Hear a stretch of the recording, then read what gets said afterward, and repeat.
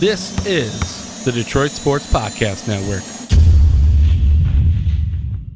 Thank you so much for downloading today's podcast on the Detroit Sports Podcast Network. Today's episode is brought to you by MyBookie. For all your betting needs this season, check out mybookie.ag. That's mybookie.ag. Use promo code Detroit100 and they'll double your first deposit. You play, you win, you get paid. Again, go visit, enter great contest. If you're definitely into the action, you don't want to go to any other place besides MyBookie. Visit mybookie.ag, promo code Detroit100.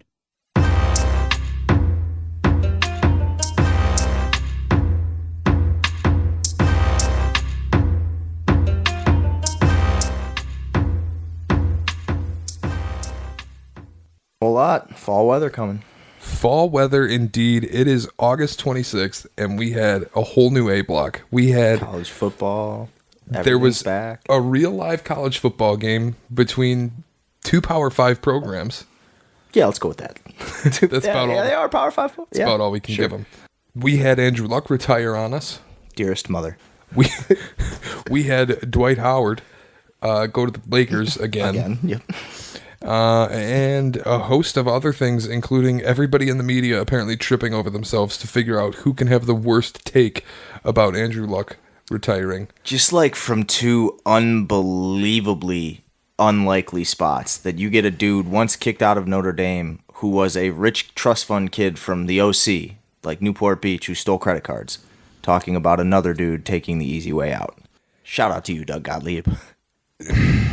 Doug Gottlieb having the audacity to call out Andrew Luck for being a millennial when Doug Gottlieb is more famous for committing credit card fraud than he is for filling in for Colin Cowherd one time a week during the summer. Or forever playing basketball. Like, forever. No one knows Doug Gottlieb as a basketball player. Somebody said for a high-level athlete, for someone who has played high-level athletics to have this take is embarrassing. You should never have had this, whatever. It was somebody in the media who was going back at him, and somebody else responded, and they were like, Doug Gottlieb played high-level athletics? Right, exactly. My friend said the same thing. I showed them the tweet last night, and they were like, that guy's such a twat. Did he even play football? And I was like, no, dude, he played basketball. He's like, what? He played basketball? I was like, yeah, he got thrown out of Notre Dame. He did credit card theft. He was doing a whole bunch of stuff. Then he wanted the job at Oklahoma State without ever having coached a game in his life and was pissed off they didn't give it to him. In 27 games at Notre Dame, he never started. Shocker. He averaged 4.6 points, 5.7 assists. More than Skip Bayless. Yeah, well, Skip Bayless. 1.2 points per game. Shout out to you, Jalen Rose. What was that, JV high school? Yeah. He was pretty good, though. I remember, what's the Skip Bayless thing? Didn't he go on Undisputed or First Take or something, and he was like, I was good at basketball. Yeah, he said he could play basketball. I was a great player, and Jalen Rose dug up his stats. He dug 1.2 points per game on JV.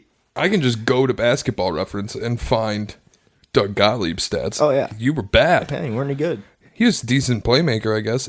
6.9 assists, 8.8, 8.6 at Oklahoma State, but again, you were playing in the Big 12. Yeah, it's Oklahoma State, so good for Eddie Sutton. Yeah, so Doug Gottlieb had a bad one. Dan Dockich, who I am more typically used to bad takes that are this tone deaf coming from Dan Dockich than I am from... The worst part about Dockich is when he does one of these, I hear it in his dumb voice, and it just, I can't take anything. Even if it were a good tweet, I'd just be like, but it sounds like Dan Dockich. In my head, I hear Dan Dockich, and I just think, nope, I'm going to watch this game on mute. The way he speaks is so quickly identifiable. One, because he has that like gritty, oh, this Rust kid, Belt. he's so Rust Belty. And then also because everything that comes out of his mouth is putrid. Awful. Like Just when he, awful. Like last year when he recommended that people should cyberbully Matt McQuaid. Yeah. He said, you look at Matt McQuaid, this kid has to put up with a lot. That's the type of kid that you bully. And I was like, what? He's got some takes, man. I don't know how he's still on ESPN, like doing college basketball, but I guess whatever. So's Dick Vitale. The best thing that ever happened to Dan Dakich was when the entire Michigan State student section was screaming "Fuck you, Dakich" Yes. at Dan Dakich, and then Tom Izzo took the post-game press conference and said, "At first, I didn't understand why they were saying this, and I was going to address the student section and tell them to stop doing this. But then somebody showed me Dan Dakich's tweet, and I didn't want to stop it at all." Don't stop it. Don't. And Izzo's the type of guy who typically would. But Dakich basically said every Michigan State athlete was a coward and a pussy. Yeah. And so fuck you, Dan Dakich. It's great, because they didn't play for Bob Knight. Good for you, Dan Dakich. You've done a whole lot since then. Yeah, because their coach didn't break a folding chair over the back of their head. Sorry. Cowards. Coach Soft. didn't hit me with a belt. I guess you're not any good. My coach beat me like my dad. Apparently. Awesome. I mean, the tweet of I've got relatives working in steel mills, working in. I was like, oh Cops, my God, teachers. Are you serious right now? Like, I was stunned. So I want to read the tweet for people who haven't seen it, because it's probably the worst tweet that Dan Dakich has ever sent. And there was another one. He tripled down on this. I think he's still tripling down on this, because I just see quote tweet after quote tweet after quote tweet on his timeline. And I'm trying to get to this point. I know he doubled down because there was a response where somebody was basically like, yeah, my husband's a cop and he comes home every single day and he leaves work and he thinks he might be the last time he leaves the house and he doesn't get paid millions to do it, but he also doesn't quit. And Dakich retweeted it and he said this. Yeah, I'll bet that guy who's a cop, and good for you if you're a great cop and you do all those things greatly. I bet most of your day involves pulling people over, not having 300-pound people run at you trying to rip your head off. So, I don't know, quarterback in the NFL versus every day as a cop. Sure, there are certain days as a cop where it will be far more dangerous, but most days as a cop, you're not going to encounter the days of danger that you would on a Sunday in an NFL game as a quarterback like Andrew Luck. Did you see how Gottlieb doubled down? I stopped reading after the first one. I didn't get. No. Here's Dakich quote tweeting the thing of Andrew Luck being booed, which we'll get to in a minute. Yeah. And instead of saying what he should have said, this is wrong and all of you should feel bad about yourselves, he said, interesting. Okay, I know he has the biggest radio show in Indianapolis and he's whatever in Indianapolis, but I mean, Andrew Luck's done a hell of a lot more for the city of Indianapolis than Dan Dakich has. Yeah, a lot more. I don't know how you would... And this is Dan Dakich. This is a little excerpt from an article about Dan Dakich in 2003. It said, soon after Dakich took the head coaching job at West Virginia in 2002, he sat down with a yellow legal pad and wrote a list of issues facing the Mountaineers. It became so long and daunting, he decided it was too much, and 8 days after he was hired, walked away from what he describes as a 7-year, $3.5 million contract to return to his old job at Bowling Green for $125,000 a year. So he quit very soon. Can you imagine that? It's almost like, and I think somebody said, if your husband, who is a cop, made $100 million over a period of 7 years, he might stop wanting to be a cop. Yeah, I bet he doesn't want to be a cop anymore.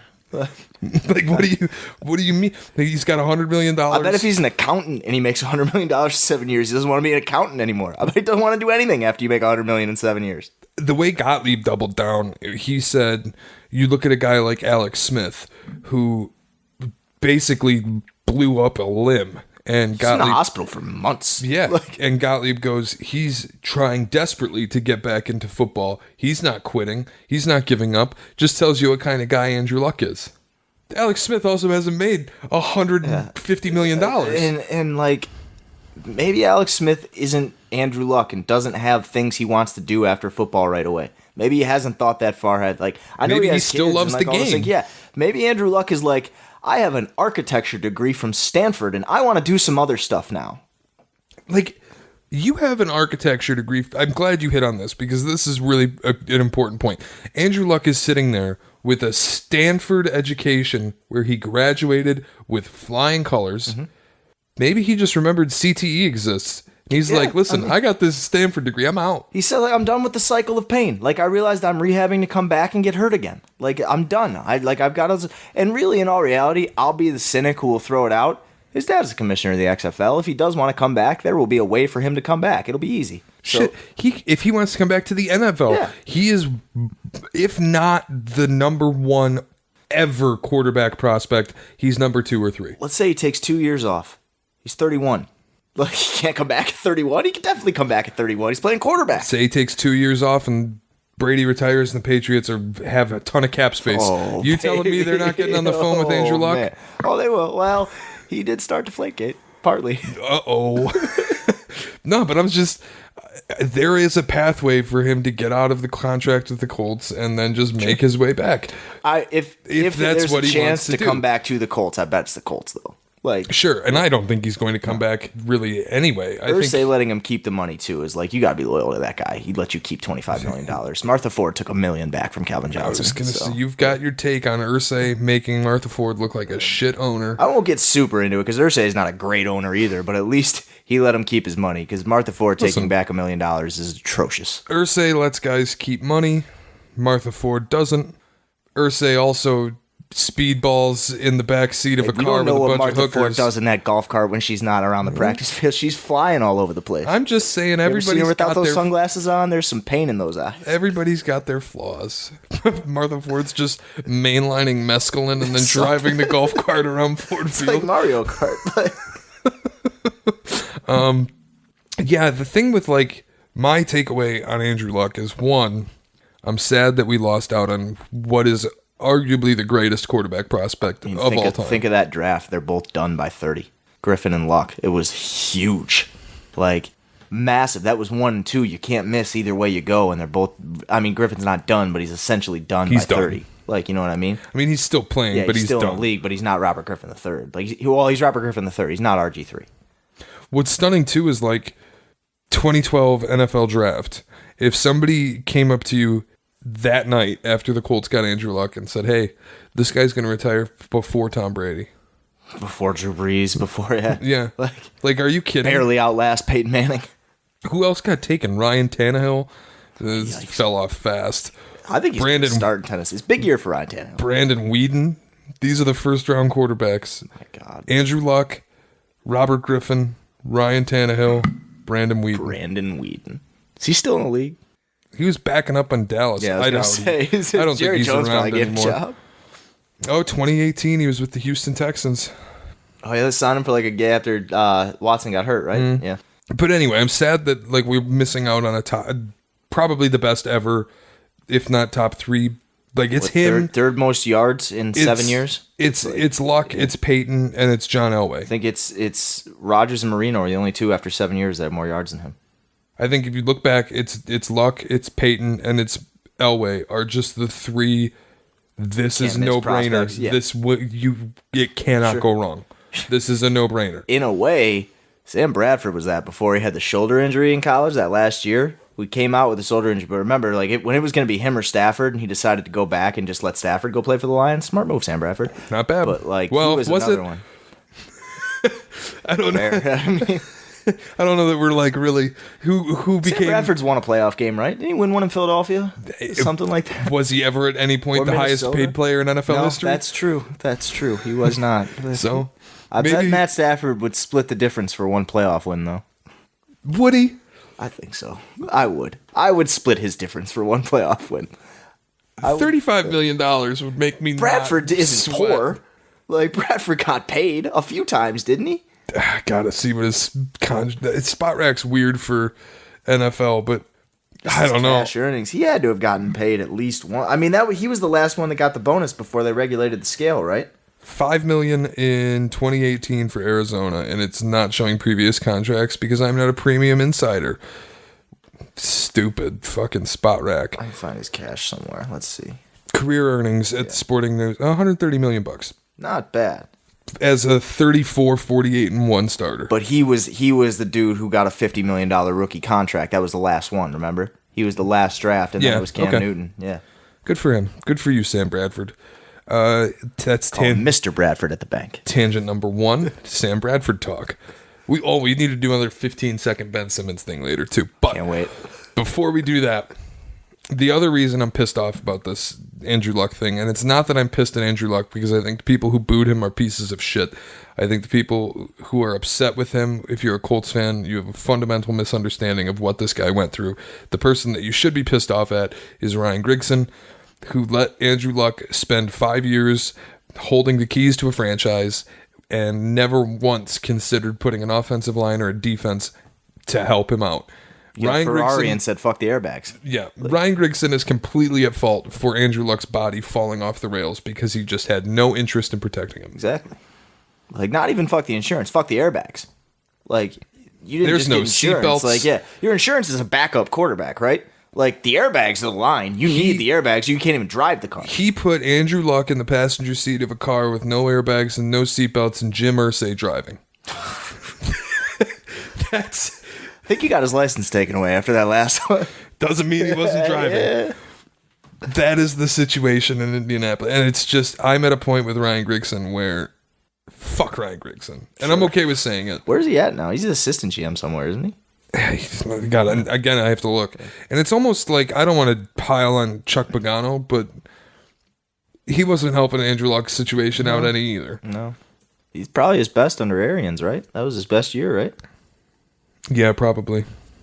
Ryan Grigson is not anywhere. No. Which is good. Yeah. That's for the best. Maybe he can be the Lions GM next year. Who knows? I sure After hope this not. blows up, we got 1 year of this. I had to watch another preseason game against the Bills, and the Lions can't even pull it off. You got Matt Barkley out there making Stafford look like a bum. And I don't even know what to say. Matt Barkley, the Lion killer. Who knew? Everybody's a lion killer. I'm not going to read too much into preseason yet. They look putrid, though. They don't look great. Yeah, they look bad. They don't look great. We'll find out week 1 because everybody's going to say the same thing. They go 4-0 and then they go 0-16. They go 0-4. Everybody's going to say the same thing. Yeah. We'll find out when the season starts. I don't love. I'm the not start betting of the week schedule. 1, I'll tell you that much. Not on the Lions. Well, I don't know.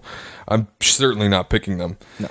But we'll see what happens with the Lions. The other things that happened this week, well, the only good news about Andrew Luck is that I drafted my fantasy team after he announced his retirement. Very good. So there was never any fear of like, oh, this guy just fucking retired immediately after I drafted him. That was good.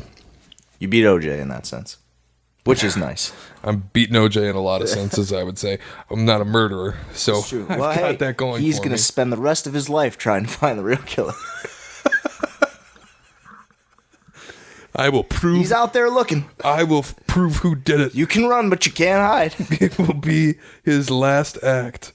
Oh my goodness. He can't leave the state of Nevada, though, so just don't go there. This is the only place he can look. How many times a day does he look in the mirror? Found him. There he is. Who knew? No, so let's do 15 seconds of Ben Simmons before we do, because that came out. Did you see this Oh, one? yes. Oh, yes. It was just turnaround jumper after turnaround jumper. He was stepping into threes.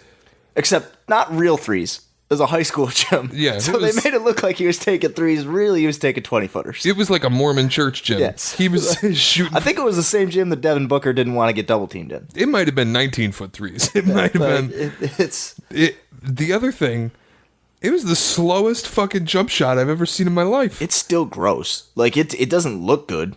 I still think he's right-handed. It's not technically bad, but it's very unnatural and really slow. I'm going to, I will completely trust JJ Redick's opinion. And if JJ Redick thinks that he's right-handed, then I think he's right-handed. If JJ Redick said you should try shooting with your right hand, I think you should try shooting with your right hand. He It's just too late now. You already gave him $170 million. Yeah, well, yeah, there's nothing you can do about it. He doesn't give a fuck. No. He also will never attempt. If he does attempt that shot, it's going to get blocked because it's so freaking slow. I just don't see. I think we're going to get the exact same thing to start the year. Maybe he'll take a few of them, and I think it'll get to him when he misses them. He'll step into that one, and it'll look really awkward and bad, and then everyone on Twitter will go, Ben Simmons tried it, and it went horribly. Just like Larsa Pippen. And that'll be that. That's 15 seconds of Ben Simmons There it summer is. video talk. Scottie Pippen's ex-wife wants you to know that she does not like Ben Simmons. What are the odds that we have another one of these come out this week of him in the same gym shooting threes again? Or the UNLV video resurfaces? Yeah, Or both. it could be one. You think he'll go to like the games for the Australian team? He's not playing, but I don't know. He's just going to take the FIBA court and shoot something. short threes. I would love to see him in that. That would be the place where I would love to see if Ben Simmons could shoot. Like, you got Kyle Kuzma on you against the United States. By the way, the United States lost a game for the first time in 13 years. Kyle Kuzma got cut, too. He got cut? I didn't know they were still cutting people. Yeah, he's off the team. I didn't even see that today. It wasn't even today. It was a few days ago. Was it? He had some ankle soreness, and they cut him. Oh, dear God. They're screwed. Like, they might not be screwed. They'll probably still win. Who, USA? Yeah. I think they'll still win. Yeah, but it'll be close this time. Like, they probably won't win all their games. Everybody wanted to put that USA thing on the Celtics.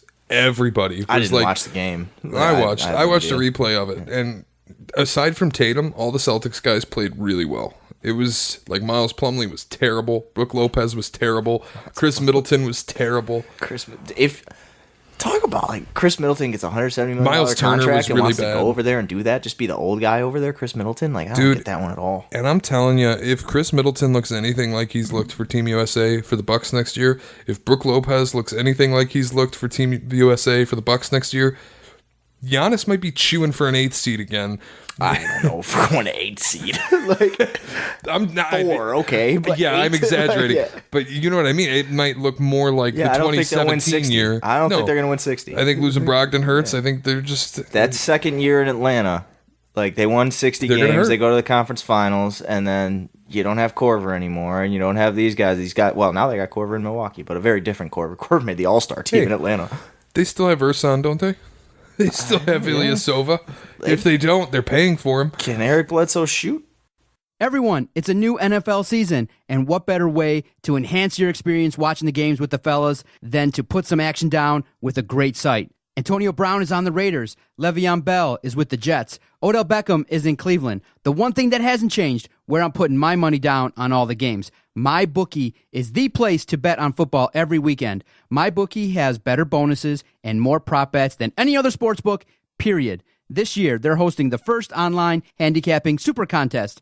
First place is guaranteed to win at least $100K, and it only costs $100 to enter. All you got to do is pick 5 NFL games against the spread every week to climb the leaderboard and score your share of the huge cash prize pool. Look, guys, I would only recommend a service to my listeners that's been good to me. That's why MyBookie is always the right play. You bet, you win, they pay. MyBookie has live in-game betting on every NFL game. They've got the most rewarding player perks in the business, and for you fantasy guys out there, you can even bet the over-under on how many fantasy points a player will score each game.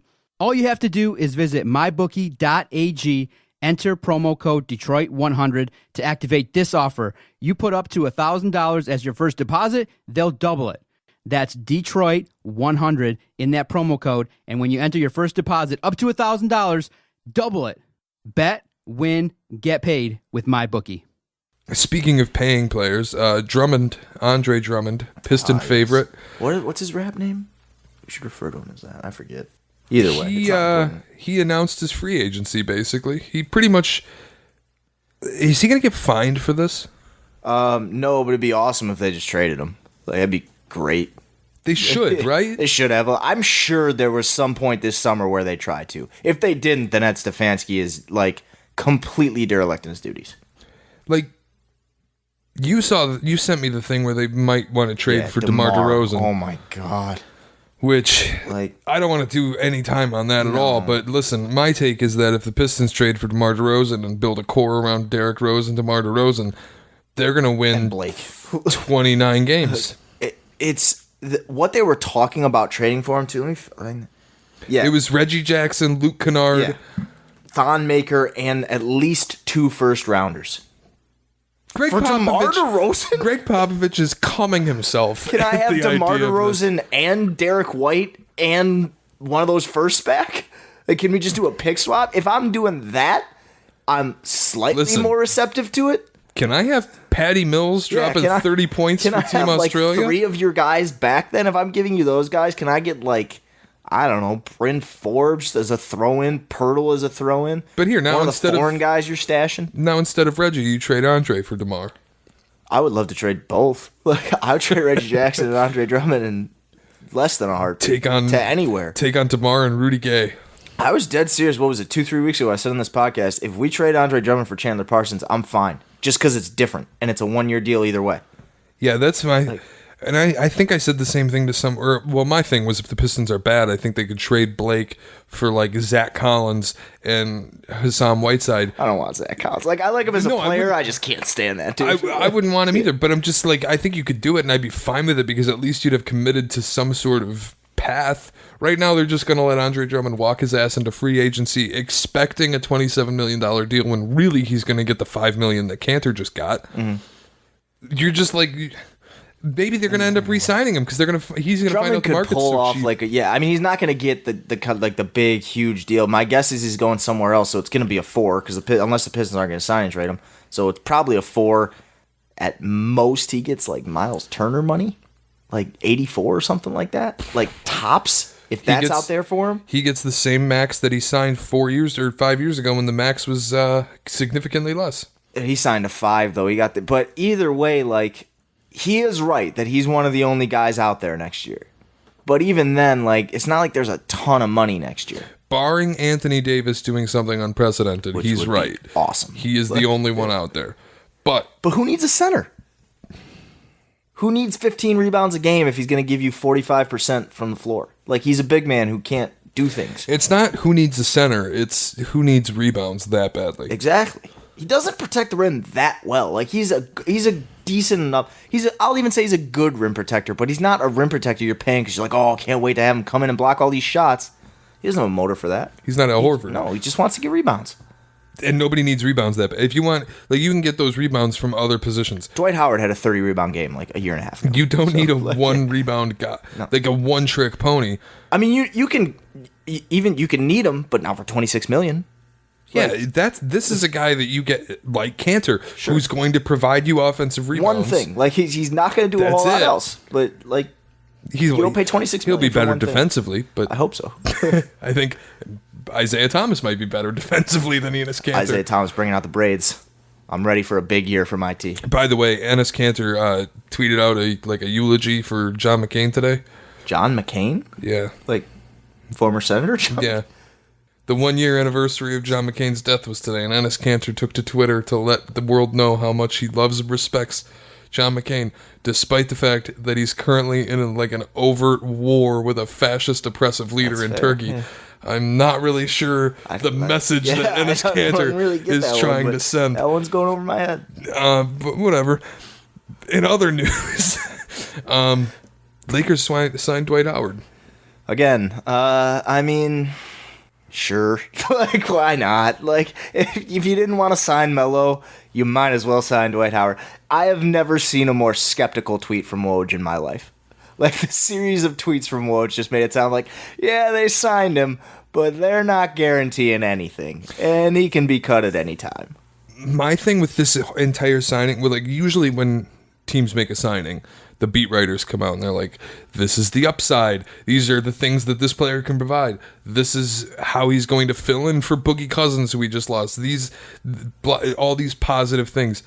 The beat writers came out when they signed Dwight, and they were basically like, don't worry, guys. They're not that committed to him. Like, it was a whole, we're going to pump the brake. The Windhorst had a great rant in a podcast this week about the 30-plus stars who come play with LeBron after they're done. Like, they're 30 or older, and they're definitely done, and then they come play with LeBron, and the list is just hilarious of how just awful it's gone every time. Like, Shane Battier is the only one, and he's a role player, not a star. Like, the rest of them... And he also had a skill that's very valuable. Yeah, same Ray Allen, same deal. Like... Ray Allen's the only other wonder you could say, but Ray Allen wasn't a star in Miami. Like, when they tried to bring in Shea. It's even like Mike Miller, if you want to go that route. It's guys who could shoot threes that it generally works. Anytime you bring in the old guy, but even like they brought in Dwayne Wade when he still had something left. Like, he still had a decent year this year. He could have given them something. It just doesn't work. It doesn't work when you're a 30-something star. You want things that you can't get playing with LeBron. You just can't. They need young guys who are hungry. They need, you know what they need? Vince Zubats. Yeah, like, seriously, that's exactly the player that they need. You don't need is Mike Muscala for 20 games, because that's what you gave up Vince Zubats for. Sure didn't need Reggie Bullock as badly as they got him for. No, and I think, I look at this team now, their guard core is atrocious. Pretty bad. It's not contention worthy. When's the last time Rondo played 70 games? It's Rajon Rondo and Alex Caruso. That's their guard core. NBA champion Quinn Cook. Quinn Cook, okay. averaged what? Yeah, oh, yeah, no, 6 minutes that last was year. more sarcastic than anything. Quinn Cook, Alex Caruso, Rajon Rondo, 33 years old. Avery Bradley, Danny Green don't dribble, which when playing with LeBron can be beneficial if they don't dribble. But like Danny Green is literally allergic to dribbling. Danny Green's also about the only one in the entire group that I think could be a plus player. And in all reality, like you're probably hoping Danny Green is the third or fourth leading scorer on your team, which is tough in the West. The best thing I saw, and I can't remember who tweeted it, but it was about Dwight, and it was about convincing him to come, and it said he met with key players in the Lakers organization, Anthony Davis, JaVale McGee, and Rajon Rondo. And I thought, when I read key players, I was expecting AD LeBron. I saw AD, JaVale McGee, and Rajon Rondo. What does playing for the Warriors do for your reputation? Like JaVale McGee, the guy who ran back across the court when the team was still on offense. He headlined Shaq and a Fool for 7 straight months, to the point that he accused Shaq of cyberbullying.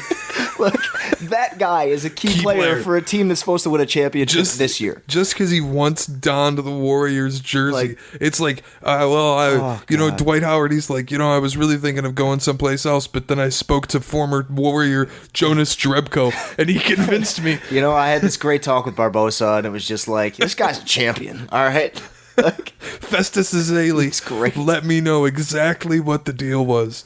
And I decided, you know what I really want to do? I want to back up JaVale McGee. Seeing JaVale McGee come immediately after Anthony Davis, coming immediately after key players, was fucking jarring for me. It is wild how badly Anthony Davis doesn't want to play the 5, that they're willing to just keep doing this.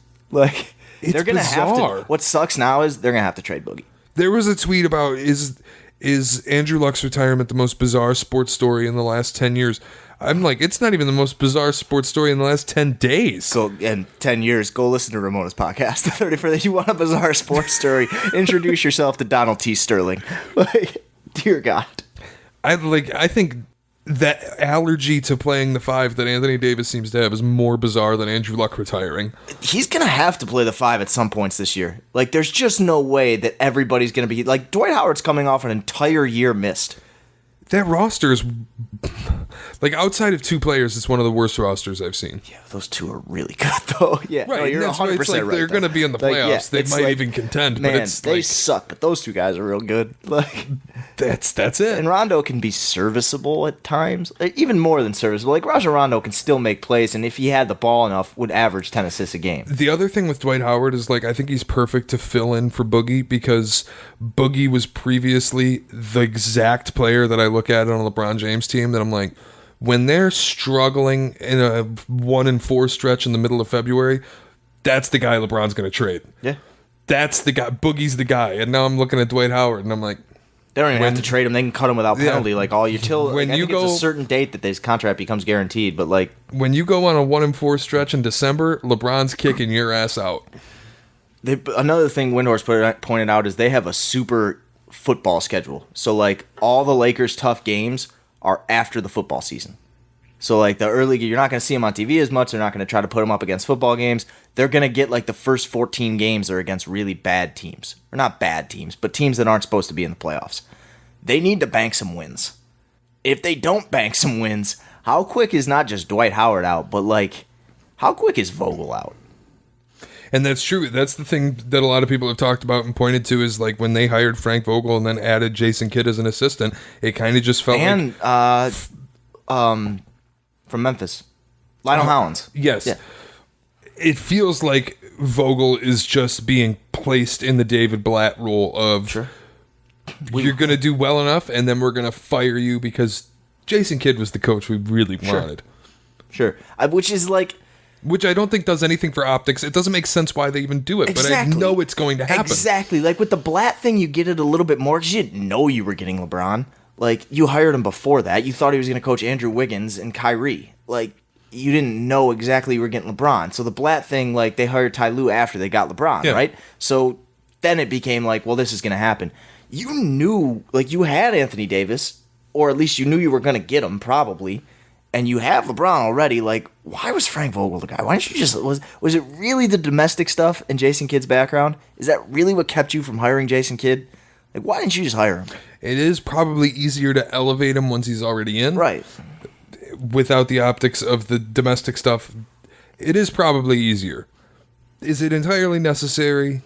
No, like you can. I mean, had Kobe. You just retired 24. All of 24 was bad Kobe. Like he switched numbers after that happened. That was kind of the rebirth thing. You retired 8. You retired 24. You retired the rapist, and you retired the asshole. Like, the guy who was like, if I change my number, people will forget that I raped this girl. And forget that I asked for a trade a month ago. Like, remember when Kobe really wanted to come to the Pistons? Because that almost happened. Like, it's an organization. I think also in like sports, it's something that we just have to come to terms with. I drafted Kareem Hunt on my fantasy team today. I don't like the guy. No. I'm not happy that he's going to miss 8 games, but you know what? He's a really good football player. What we say, like 2 weeks ago we did the NFL 10? Was that last week? Yeah. Like, I think Tyreek Hill is a reprehensible, horrible person. But fuck, that guy can catch and he's fast. Like, I'm in the business of winning games. Yeah. I think these teams are in the business of winning games, whether you do it from a place of nobility or not. So if that is the reason, I don't get it. Doesn't make sense to me. I just think that's what's going to happen with the Lakers. Is they have fall guys built for LeBron to be like, this is why it's not working. Goodbye. Mm-hmm. And then maybe they go on a 5-game win streak, and then they start faltering a little bit. Dwight, it's been a pleasure, buddy. See ya. Let's load you up in this cannon. Right. And they still have, like, it sucks, and the NBA is a cutthroat league in this sense, but it's more than likely that Boogie is not going to be with the Lakers now. They're going to trade him to someone who can take on that $3.5 million and give them another roster spot. I would say it's, yeah. I mean, can they just cut him? Like, I think they're still on the hook for his money if they cut him. So my guess is they'll move him to a team that will just take $3.5 million and then cut him. They'll send him to a buyout pipeline. Yeah, some buyout team. And then what do they do with that roster spot? Because who's going to get hurt the most? Like, do you want to add another big guy? It's Joakim Noah. Is it Melo? Like, I would be awesome. And the whole consensus is if Melo was going to be a Laker, he'd be a Laker by now, right? I agree with that consensus. And I don't think he's being blackballed. I think he is what he is. He's a terrible defender. He's always been a terrible defender. He's never been a great shooter. At this point in his career, he's a league average rotation scorer. I think he's above potentially volatile. The league average rotation score is if he's trying to get his shots within the flow. If you threw it to Melo, he'd get you 20, but you'd have to throw it to Melo and you'd win 17 games. That's kind of the problem. Yeah, right, exactly. He's not going to play defense. He's not going to make anybody better. If he's playing to the role he needs to play, he's a league average rotation scorer. And I don't know that it's a guarantee that he does that. That's why he's potentially volatile. I think he's just low risk, high reward. Sure. And high risk, low reward, excuse me. I think the term blackball has just such a negative connotation, like he's done something wrong. Because of Kaepernick, yeah, really. Exactly. And I think it's just 30 GMs being like, are you going to give him a job? Are you going to give him a job? I'm not going to give him a job. I want one of these. Like the G League contracts have helped it too. You can bring guys up and down in that roster spot you have now. Like, I think it's like 8 to 10 contending GMs who look at him and go, there isn't anything particularly useful that you do that we need right now. And then 20 other GMs who are like, what even would be the point? Right. You're not going to put butts in seats. No. And you're beyond that. And he's not Vince Carter. He's not the guy, like... He's not even likable. Yeah, I don't want to call Melo, like, an asshole or anything like that. Like, he's Melo. Like, he is I'm using quotes, legend, in a sense. Won a scoring title. He's done great things scoring the basketball. Is he top 50 all time? Yeah. I think so, I mean, too. yeah. And as a scorer, like... top 25, probably. Like, I just think if he had a little bit different of a reputation, even off the court stuff, like if he just had a little bit different of a reputation, if he didn't say things like Lala's married and I'm not, then maybe you'd want him around your young guys, like guiding a scorer like a Malik Monk or somebody in Charlotte. Give him a mentor, like any of those situations where, hey, bring Melo in, have him throw his arm around this young scorer we got. Like, what if he could fit in Utah and have a positive impact on Donovan Mitchell? But he can't. Like, you don't want that guy around Donovan Mitchell. It's just, there's no place for him to go like that. And that's why I think he doesn't have a job more than anything else. Like, the role that you really want for Melo is not the role Melo can have. And I don't think that like guys coming out and saying that he's blackballed, none of this is helping his cause. Oh no, him going on First Take did not help anything either. Him is saying, "Are you kidding me? There's no space for me on a 15-man roster," is not helping him because he's not. You can love Royce the game. White calling out LeBron is not helping him either. Royce White, all-time quote though. That video was something else. It was awesome ending though. It's just to be like, if anybody watching this thinks Jared Dudley can handle Melo's jack, I'll slap you. All right, let's get to the final thing we have on the docket, because we can talk the Lakers to death. Oh yeah, they're going. Like we have been. They're going to be bad. Well, not bad, but you know what I mean. Like they're not going to contend. I don't think. 11 of the 13 Lakers will be bad. Yes, and then the other 2 will get them in the playoffs and win 45 games. The other thing we have is the best college football rivalry nicknames. Love it. And I think we should try to assign one to Michigan State if we have that collective brain power. I'm trying to think of something around Mitten, and I can't get anything. Because I was thinking like the freeway that connects the 2 cities. There's the Red Cedar. There's got to be something. I was trying to think of M words that would go with Mitten. To be like the blank in the mitten or the mitten blank. And it was tough. It is tough. There's some that just... Kansas and Missouri has, to me, the best rivalry name there is. Border War kicks ass. I'm impartial to Georgia Tech. Clean old-fashioned hate is an awesome name for a rivalry. Real good. Yeah. I've dug what's been going on when Michigan State play each other, and now it's been dubbed Hate Week. I think that's fantastic. It's definitely Hate Week. I think that is fantastic that it's been dubbed Hate Week, that's kind of been driven into the vernacular. But it needs a name. It needs something like Border War. Sure. Like good old-fashioned hate. Yeah. Like Civil War, Oregon State, like the Iron Bowl. Battle for Paul Bunyan isn't cool. Like, the trophy's cool. The trophy looks cool. Yeah. The name is okay. It's not as cool as the Axe. Like, Wisconsin and somebody play for the Axe. Yeah. Calling Michigan State play for the Axe? Even, the Axe. like, Michigan, Minnesota, my friend was talking about this earlier, is the Little Brown Jug. It's a great one. It's better than Paul Bunyan. The battle for the Little Brown Jug is better than the battle for the Paul Bunyan Trophy. Sure. You can spit in the brown jug. That's what it was. Spittoon now. and make it ring. Beautiful.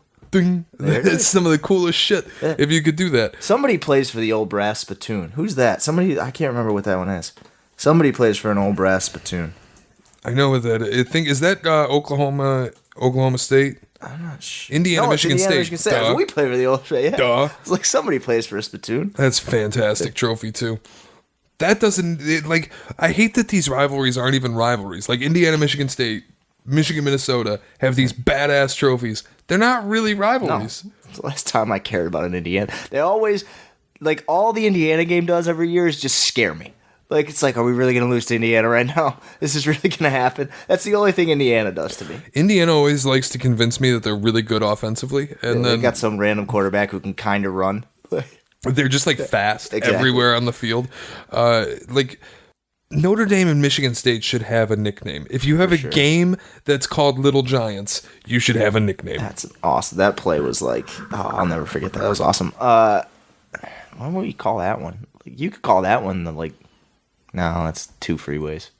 There's multiple freeways in everyone. There's not just one freeway. That's a problem. And the freeway, there's got to be a way.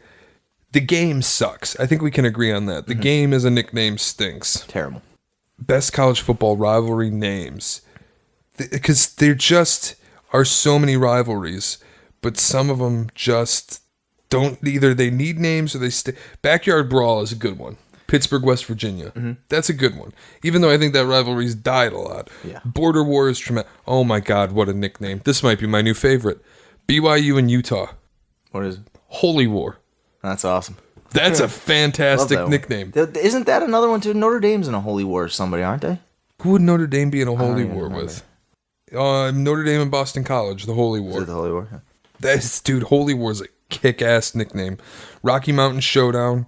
The real crime about this is that we can no longer say Red River Shootout. Yeah, that sucks. Yeah, I'm still going to say it. Duel in the Desert, Arizona State. See, that one could be better. Cal Stanford, the big game, stinks. Yeah. Stinks. Don't like it.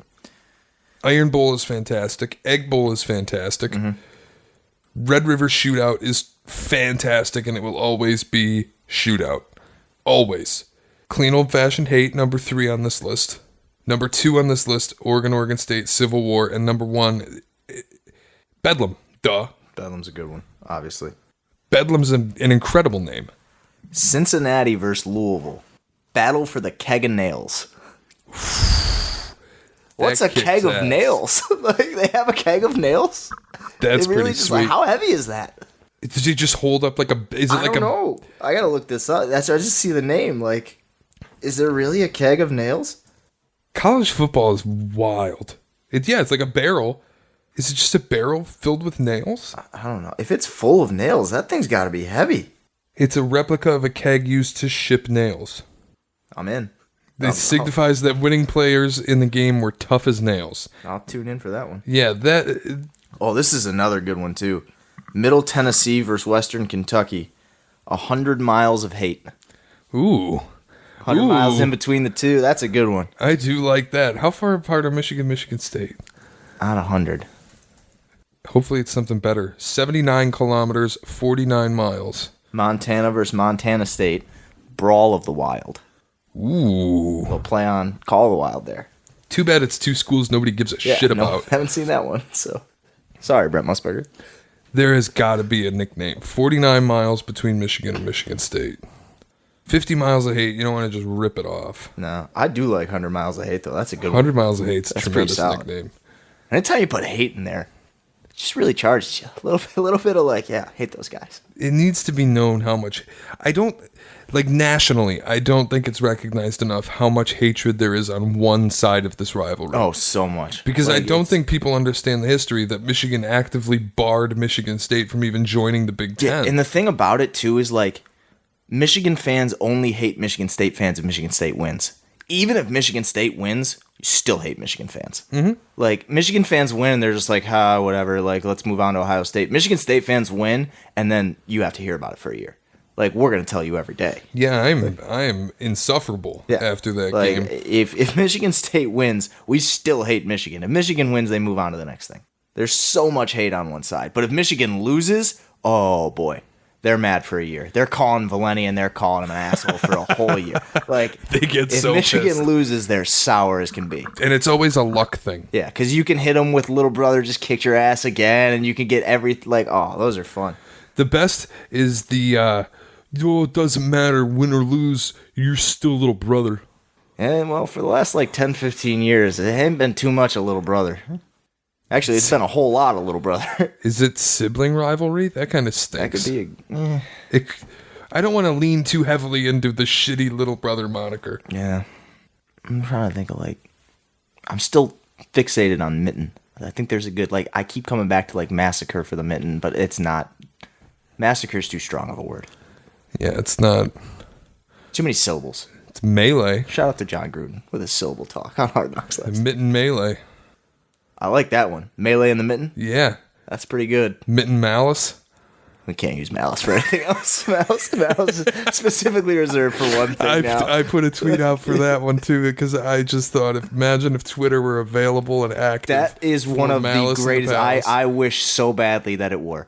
I was so close to going to that game. We had a Thanksgiving tournament the next morning right after I had to go play in, so we didn't go. We were so close to going to that game. I think I would have loved to be there. Oh, man, I would have loved it. I would have been terrified, but I would have loved it. I mean, those guys who ran across and got smacked in the face, when they ran across the court and, ran up on our test, those dudes sat right next to me all the time. I remember those dudes. They were loud as hell every single game. I kept seeing that replay. I was like, I know that guy. He got punched in the face. That's crazy. So are we going to go with Melee in the Mitten? I'm in for Melee in the Mitten. That sounds pretty good. I'm putting all my support behind Melee in the Mitten. I'm down. I'm down with Melee in the Mitten. I'm with it. We did it. We named Michigan and You're Michigan welcome, State. Michigan State fans. Melee in the Mitten. Let it catch on. Make it a thing. It's a thing. It's going to be a thing. All right. That is all the time we have for this week. It's a good show. It was a good show, I think. See you next week. Sounds good. Thanks.